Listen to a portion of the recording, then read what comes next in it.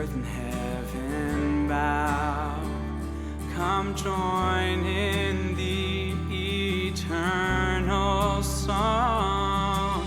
Holy, holy, holy are you, Lord. All creation sings holy, holy, holy are you, Lord.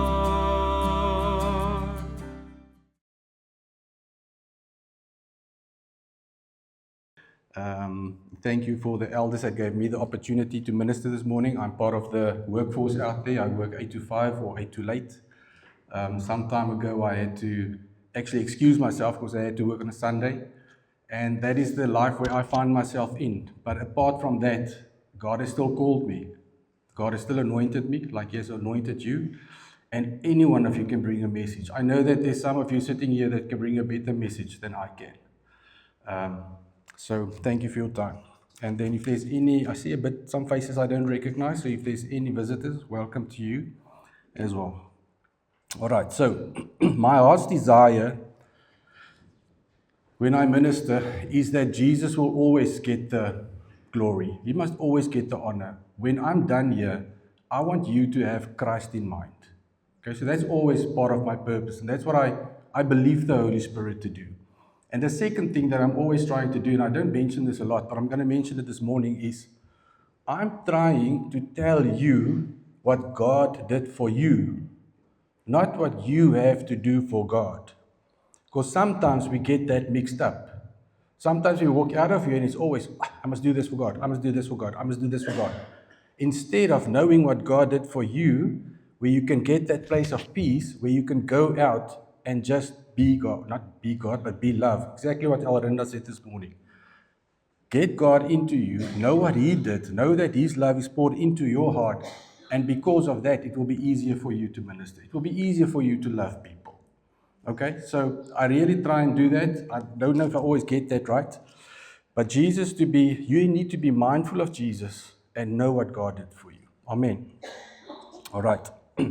So the theme verse of the series that we are going through, Faith for the Impossible, is based on Jeremiah 32, verse 27, which reads, Behold, I am the Lord. Behold, Kenneth. Behold. Look. Look.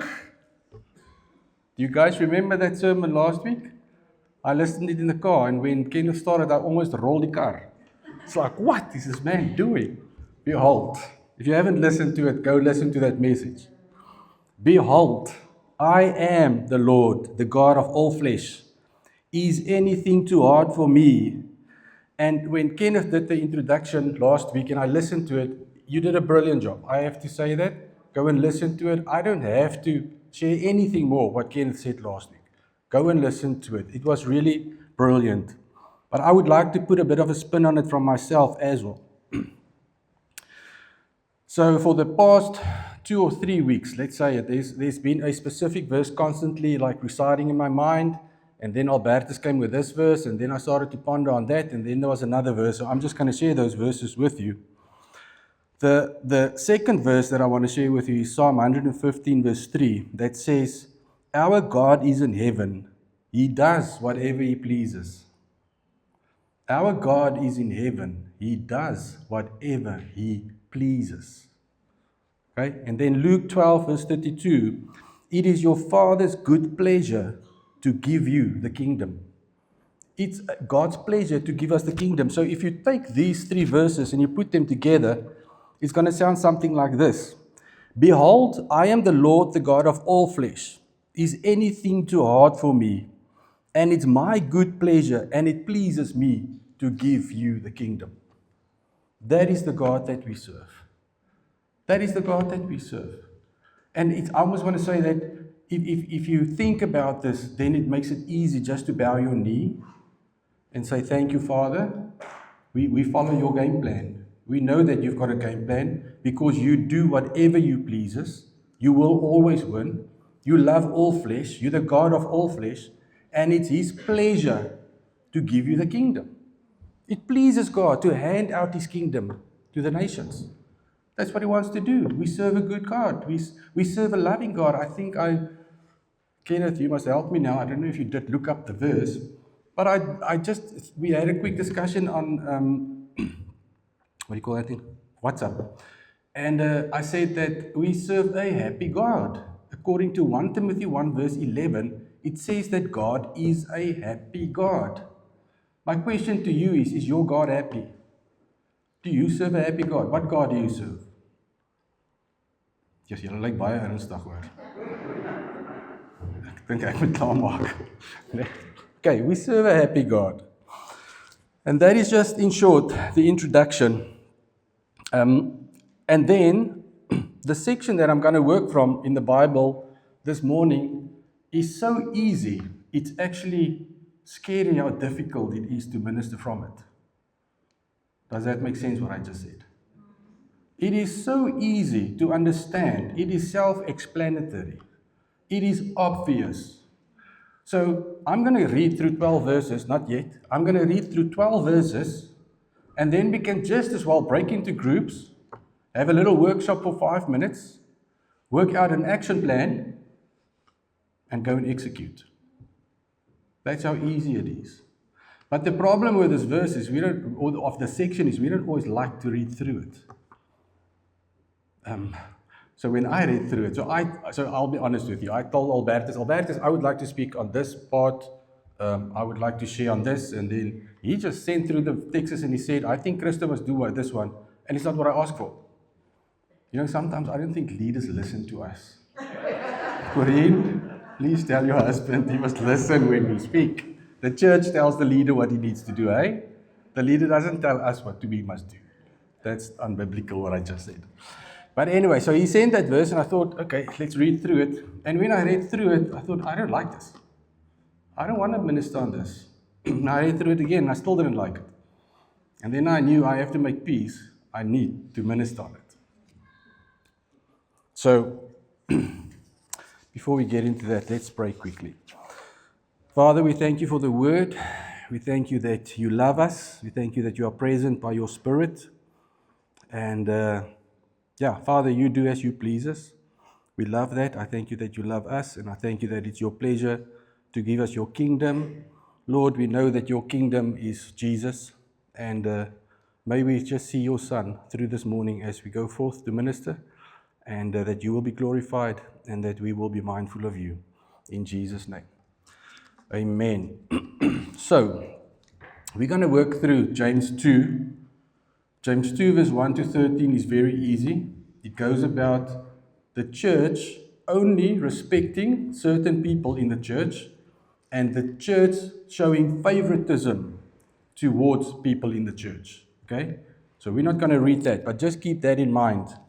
We're going to read from verse 14 to 26. That is the 12 verses that I spoke about earlier on. And the introduction, if you've got your Bible with you, you will see that the note on top, it will say, faith without works is dead. How many times have we heard that saying? Faith without works is dead. Verse 14, what good is it, my brothers, if someone says he has faith but does not have works? Can that faith save him? If a brother or sister is poorly clothed and lacking in daily food, and one of you says to them, go in peace, be warmed and filled, without giving them the things needed for the body, what good is that?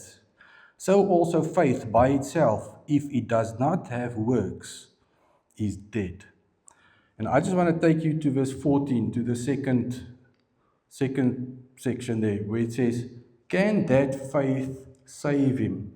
Now, what we must just keep in mind here, that James is not talking about salvation faith. He's not talking about faith that leads to eternal life. Okay, Paul deals with that a lot. James is not talking about that. James is basically saying here, this actions, our faith that has an action, that is the rewards that is getting, if I may say, stored up for us. We all know that we're going to stand before Jesus one day. The judgment seat of the judgment seat of Christ, and Jesus is going to reward us for what we have done. So this is what he's talking about. So just keep that in mind. What I also want to say is that verse 15 and 16 speaks about our attitude towards Christians. That's the brothers and the sisters that James talks about. It is the church, it's not the world. This has got nothing to do with the world. And when James wrote this letter, this was distributed to, it was one letter, but they distributed it among each other so that they can get the message that it's very practical to be a Christian. This is a very practical letter that James wrote, and we need to know that. So the world doesn't need our clothing and food. May I say that? What do they need? They need the gospel. The world needs the gospel. So if you're going to keep on feeding the world and keep on giving them food and clothing and not giving them gospel, what is the point in that? May I ask you that? What is the point in that? There's no point in that. They need Jesus. Give them Jesus. Help them understand Jesus. And after that, start looking after their needs. And I can tell you now also, eventually they will come to a point where they can start giving, where they can start sowing. Because what happens when you become a Christian? There's increase in your life. God immediately begins with increase. You increase in your faith. You start believing God for certain things. God starts doing it, and you are set up to become a blessing for other people. Amen? So with the world out there, bless them with the gospel. And if you give them something, still bless them with the gospel. So there's I almost said it. Okay, forget about that. All right, so verse 17. So also faith by itself, if it does not have works, is dead. But someone will say, you have faith and I have works. Show me your faith apart from your works, and I will show you my faith by my works. You believe that God is one. You do well. Even the demons believe. Do you want to be shown, you foolish person, that faith apart from works is useless? Was not Abraham, our father, justified by works when he offered up his son Isaac on the altar? You see that faith was active along with his works, and faith was completed by his works. And the scripture was fulfilled that says, Abraham believed God. We believe the word, that's why we do things. Abraham believed God, and it was counted to him as righteousness. And he was called a friend of God. I love this section. That through all of this, James throws this in. Abraham was known as a friend of God. He was not known as a worker. He was not known as a slave. He was not known as anything else except a friend of God. You see that a person is justified by works, verse 24. You see that a person is justified by works and not by faith alone. And in the same way was not also Rahab the prostitute justified by works when she received the messengers and sent them out by another way. For as the body apart from the spirit is dead, so also faith apart from works is dead. That's the word. Now you understand what I'm saying? This is simple. You don't need to teach on this. It's like I said, we can just break into small groups, quickly work out an action plan, how we're going to help each other in the church when necessary. Maybe there's a brother in another church that needs help. We action it and we execute. That's how easy it is. But when I read it the first time, I didn't like it too much. And then I read it again. And in my mind, there was like, something's not right here. And there's nothing wrong with it. But in my mind, there's like something I would like to say more about this, because we can get confused. And I was busy at home, and I think Judah was busy preparing his food for school. He was doing his kosblik, his lunchbox. And out of the blue, he asked me, Dad, what is your favorite Bible verse? Now, that's a very difficult question to answer. Do you agree? So I'm going to ask you, what is your favorite Bible verse? You have 1 second. You see, we want to overthink this. I mean, it's like getting lost in the cloud. How many of you people have lost things in the cloud? I've lost many documents in the cloud, and then I have to phone IT. So he asked me, Dad, what is your favorite Bible verse? And without overthinking it, I said Ephesians 2, verse 8 to 10. You know that verse. I'm going to read it to you.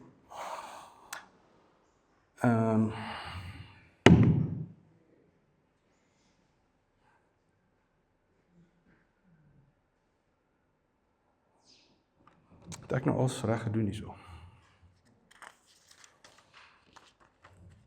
Sorry. Yeah, we did. Yes, I did do that. Okay, so Ephesians 2, verse 8 to 10. For by grace you have been saved through faith, and that not of yourselves, it is the gift of God, not of works. But now it's like James say, when you are saved, works is the proof. Paul is saying, no, we don't need works. We only need faith. So how do you bring these two together now? Remember I said that this is saving faith. This is eternal life. James's faith is rewards in heaven. Okay, for by grace you have been saved through faith, and that not of yourselves. It is the gift of God, not of works, lest anyone should boast. For we are his workmanship, created in Christ Jesus for good works, which God prepared beforehand that we should walk in them. So how do you break this now up? So the good works, in my theology, that brings me a lot of peace. It helped me a lot when I was a young Christian. I know I need to do works. It is something that happens when you're a Christian. It is normal. You're supposed to have works when you are a believer. But what brought a lot of peace is when I realized that God is the one that is preparing the works for me.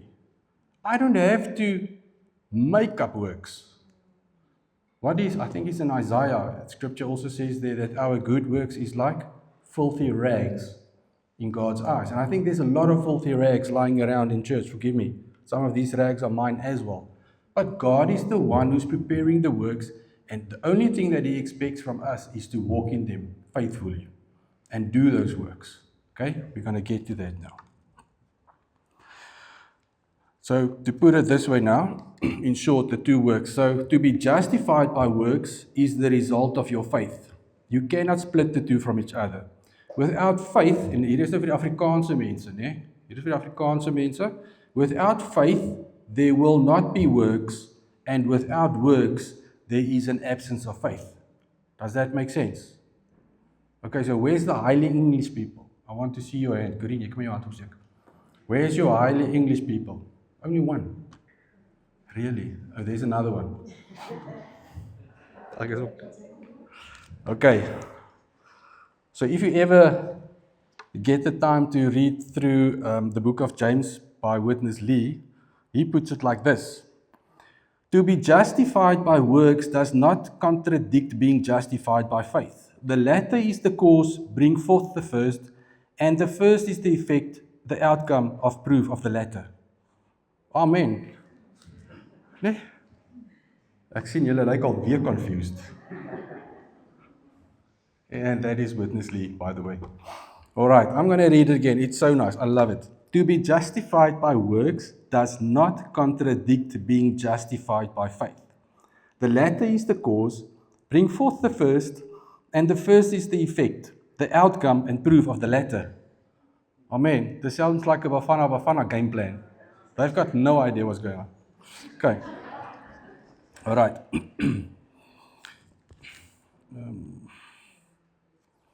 So let's go back, looking after the needy. I think part of the problem we will find in James 2, verse 2 to 3. So, yeah. For if a man wearing a gold ring and fine clothing comes into your assembly, and a poor man in shabby clothing also comes in, and if you pay attention to the one who wears the fine clothing and say, you sit here in a good place, while you say to the poor man, you stand over there, or sit down at my feet. Don't you think that's favoritism when we start doing that?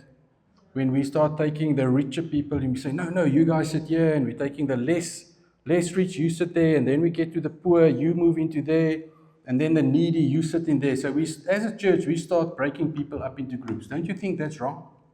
Because you see, if we have that mindset, to start thinking about the rich and the givers and the blessers and the this and the that, then we will neglect the needy. Immediately, I tell you that. And you can say what you want, it is a problem. Now, I'm not saying the problem is here. I'm not saying we as a church. I'm not pointing fingers here. Don't get me wrong. But I just think Jesus came for who? He came for the sick.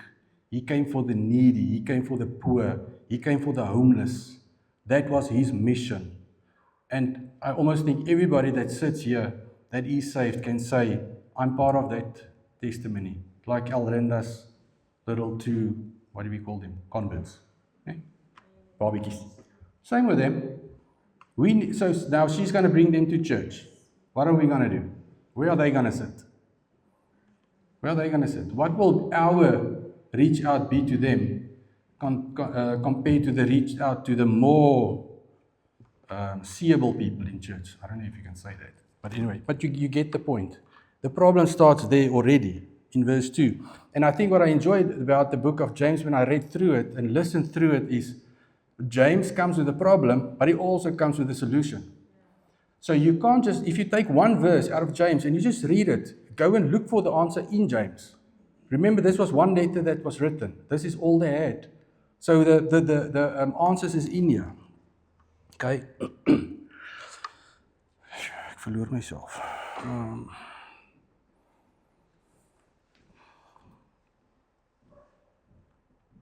So if we look back at James 2 verse 15, 2 verse 15, where it speaks about the needy and the poor, I want us as a church to see that as a blessing. The needy is not a burden. The needy is a blessing for us. For that is people where we can bless them, we can help them. Okay? And eventually, I'll tell you a story. When I was in youth, there was this lady, well, this was obviously, she was still in school. She walked in, but I tell you, her hair was korter as myne. It was short. She had a buff t-shirt. She was like, she looked like a hooker. Wat is hier die mense skramskakel? A hooker, né? I tell you, not a hooker. Not that one. The other one.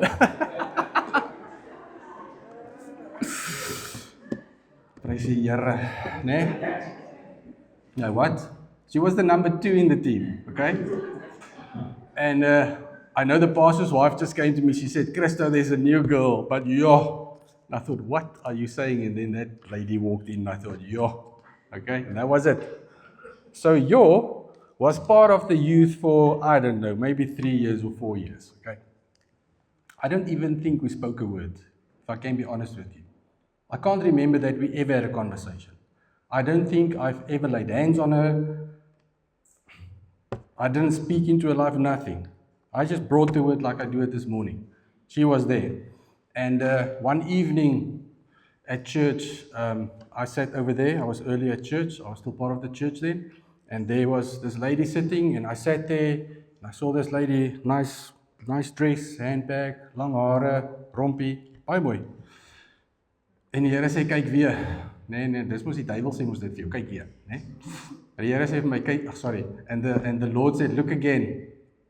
And I looked at this girl, and God reminded me that was the girl that walked into that church, that butchy little girl. And she sat there. Normal hair, nice makeup. She looked like a woman. And you know what? That is so nice. What James is also, I can't boast about anything that happened in that girl's life. I had nothing to do with it. The only thing I had to do was, I gave them the word. And what they do with it is up to them. What you do with this word is up to you. The Holy Spirit can make it alive in your heart, and you can action it, and you can walk in it. But that's all I can do. Even Paul said it more than once. Okay. So, I did say to the needy brothers, and like I said, I mean, when God saved me, I basically had nothing. Doesn't it sound like a bit funny, like I had nothing, but yeah, we had a bit, but not much. Okay? I was a barman. I think I was a barman when God saved me. God had a lot of grace with me. I was a barman when He saved me, so you must now know, and I don't want to go into testimony time, But I used to open the bar 2 o'clock in the afternoon, and then I started with a double tequila and a beer. Okay, that was it. And then we just worked. Then it was bar time. And then when everybody was done, I locked. And then God saved me. And then there was no more tequila and no more beer. But the same people kept coming. And the same people still wanted to buy you a beer. And it was difficult, but God had grace, and after 3 months, He moved me out of the bar. So I was very thankful for that. That wasn't easy, and I got promoted in the hotel industry from being a barman to manager. So I still don't know how that works, but that's what God did. Okay. Psalm 19, verse 17. Whoever is generous to the poor lends to the Lord, and He will repay. For he will be repaid for his deed. So when you sow into a poor person's life, when you bless him, you borrow. Yeah, what's it? Lend. Ne? You lend to God. And God is saying, I will pay you back. So when I say the needy and the poor brother and sister, they are a blessing to you. That is like a harvest of sowing. And you might say, no, Christo, you're not allowed to do that. I do that. I purposefully do it. If I see a younger or a person that is needy, I will give to them because I know that God will repay me. There's no point I give anything to Nick. Want hy gaan weer vir my iets teruggee. Nee, it's like, now I give to you, now you give, receive, give, receive, give, receive, stop it, give, receive, give, receive. There's no point in that. If you give to the poor one and you know that you can get nothing back, God will reward you. And I don't necessarily say that if I give a shirt, that I want a shirt back.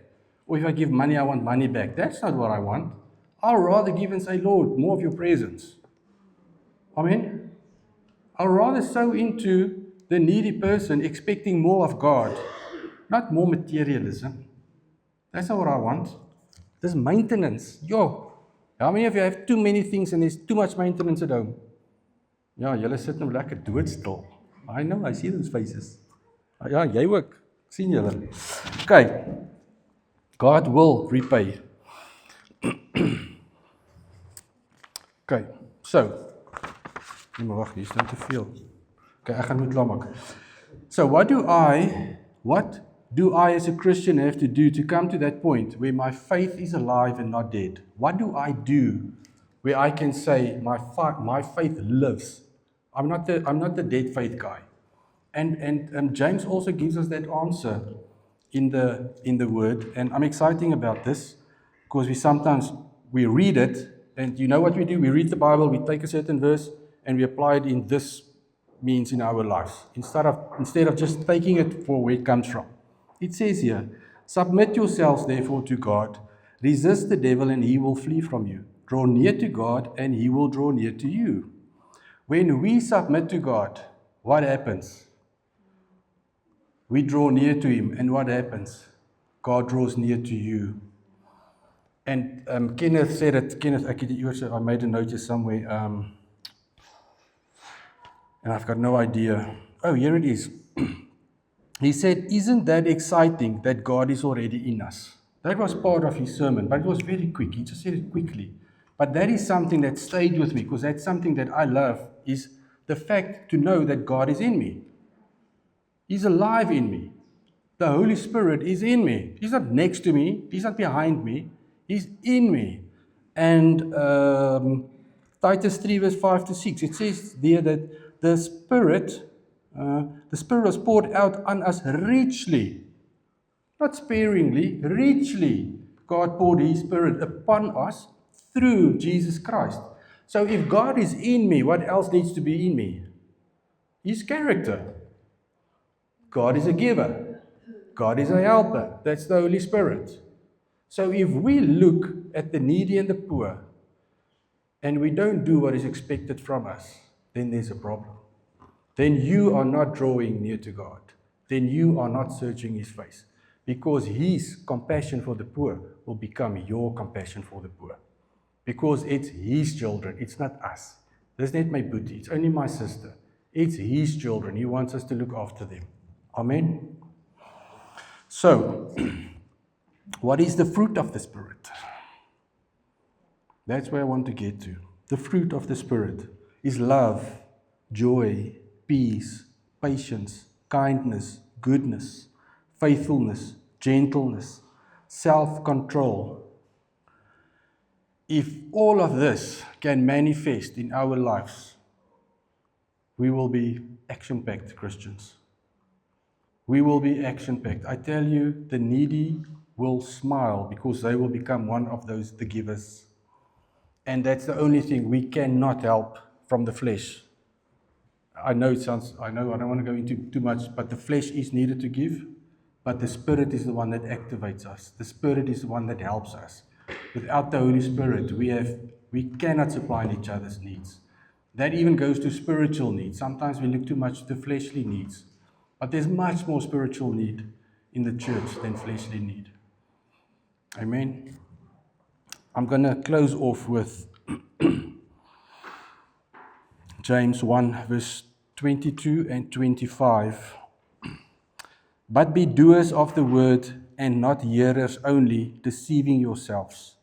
But the one who looks into the perfect law, the law of liberty, and perseveres, being no hearer who forgets, but a doer who acts, he will be blessed in his doing. You want to be blessed? Start doing something. That's it. Just start doing something. There's no point of sitting doing nothing.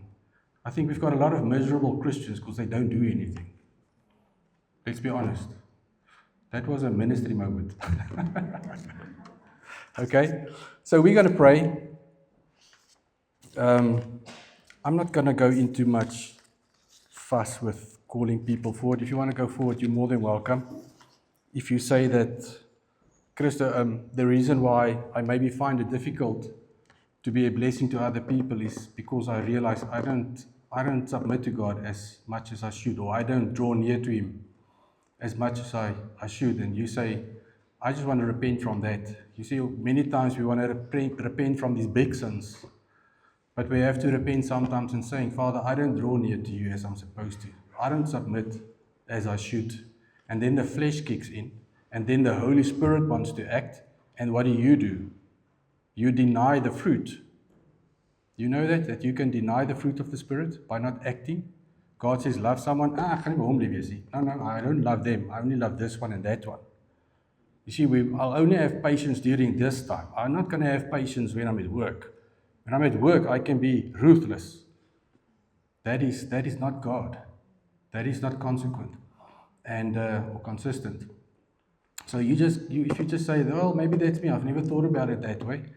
And another thing, and this is also maybe not a very religious term that I'm going to use now, but the Holy Spirit wants to manifest. But sometimes you have to submit to His fruit, like I said. If you don't submit to the fruit of love, it can't just happen when you want it to happen.